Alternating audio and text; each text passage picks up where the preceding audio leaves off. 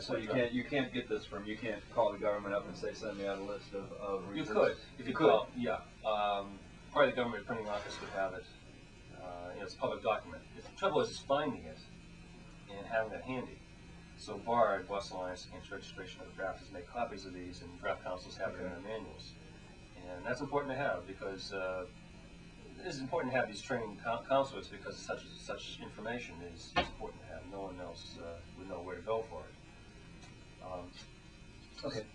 So mental and other mental conditions, the homosexuality and gay and lesbian conditions. Yeah, there's not a they don't allow, of course, gay people in the military. There's a fight going on with national gay and lesbian organizations for inclusion in the military. But right now, gays and lesbians are, if you come out as being gay or lesbian, then you can get an exemption from the draft. However, this is a problem because should that law change, should national gay and lesbian groups win any political lobbying on this question and for right to inclusion in the military, then what's going to happen if you get exempted from the draft if you're gay and lesbian? That's a question in the future.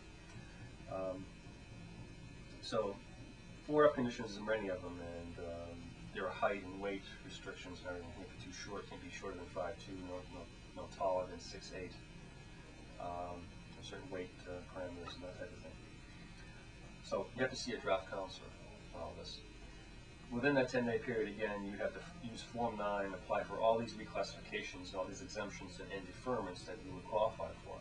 You may have a mental medical condition, you may be sole surviving son, or it might be a hardship case, or you want to apply for CO status. There's a lot of them. You only have this one time to apply for this during this 10-day period.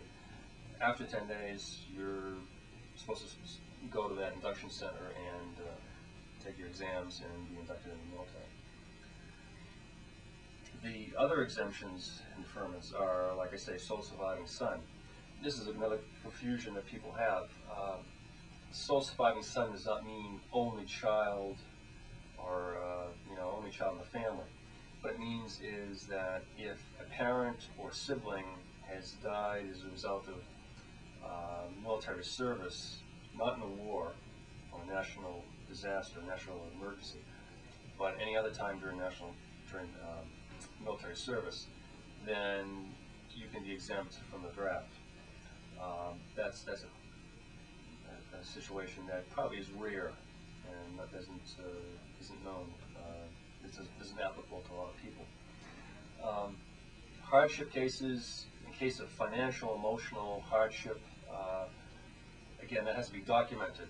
And if you have a parent or a sibling that is dependent on you financially, if you're working and they have no other means of support, you have to document this and show extreme hardship, show extreme situation, then you can get an exemption. This applies also in cases of emotional hardship. If someone's dependent on you for emotional, a relationship that's very emotional, that would be disastrous for that individual if you were separated from them. If this can be proved, again, you're dealing with the bureaucracy in the Army, the military, then you can get an exemption also. One thing about, also I should say about 4F mental medical situations are that you might get a deferment on that, an exemption, or actually an exemption, but that you'll be checked up on your condition until the age of 34. When they have a draft, they start the draft with 20-year-olds, go up to 25, then back to 19, then 18 and a half. But if you get a mental medical exemption, then you're liable under the laws, the selective service laws, after age 34. If your condition changes, then you will be liable for a draft, kind of an unfair situation. I should also state that the way a draft works is they draft young men up, starting with the age group of 20, goes up through age 25, then back down to 19, then 18 and a half. From there, it goes from 26 to 34. However, this is a question of manpower. They draft young men in groups of age groups, and they know that there's roughly 2 million young men in the age group 20. if they needed 500,000 or more young men for a draft, which is a considerable number, they had 550,000 men in Vietnam at any one time, at the peak, now spread out over a number of years.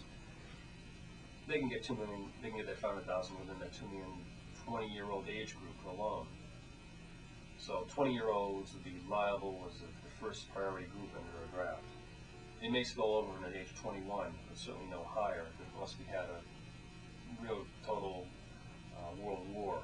It would be unlikely that you go up higher than 21. It should be noted that also, if you fall, say we had a draft in 1991, July 1st, 1991, if your 20th birthday fell at any time within this year, within 1991, if you were December 5th, 1991, but you were 19 on July 1st, you would still be eligible for a draft because your age, you'd be 20 within this year. That's how the draft works. Where do they get their list from to draft? From the registration list. Every young man, that's right, registration. Every young man is supposed to register for the draft when they reach their 18th birthday. That's 30 days before or 29 days after their 18th birthday. They go to the post office and fill out what's called Form 9, name and address, permanent residence, and mailing address, social security number, a few other bits of information. That goes to a computer at the Great Lakes military station in the Midwest, and they computerize it. They microfiche or microfilm the card and destroy it later, and everything gets on the computer. In the past 10 years, the Secretary of Service has said 600,000 plus people haven't registered for the draft, or they figure 600,000 plus names have been sent to the U.S. Attorney for not registering. That's a lot of names. It should be noted that if you don't register for the draft on the peacetime conditions, the penalty is 4 months in jail and a $2,500 fine. Yet, during the past 10 years, only 20 people have been indicted for non-registration. And these were mainly people resisting draft registration, openly and politically, sending letters to the president or selective service saying, I will not register for moral, political, and religious reasons. Of that group, maybe up to 6 or so, I forget the exact figure, that have done any time in the way of prison or even alternative service, community service in some cases. So that's a small number out of this tens, hundreds of thousands of people who haven't registered. The penalties for not registering, they've tightened up also, and this is different from Vietnam War days, where if you haven't registered now, they have what's called the Solomon Amendments.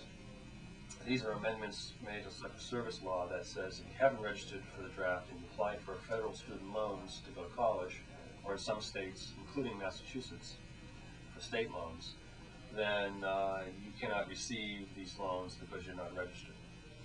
That is, that's a pretty constrictive, in these days, constrictive device to get people to register.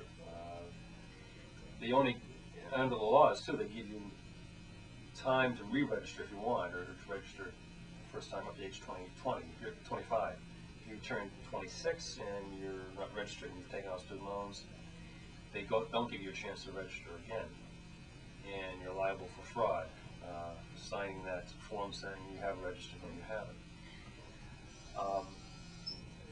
So people should know that's you can't get a federal job, a post office job, or any job training partnership act jobs as well on those federal programs, unless you're registered. To get back to the other exemptions and deferments, see, if you're a divinity student, full-time divinity student, you get a deferment, but that changes once you graduate, unless you become a full-time minister.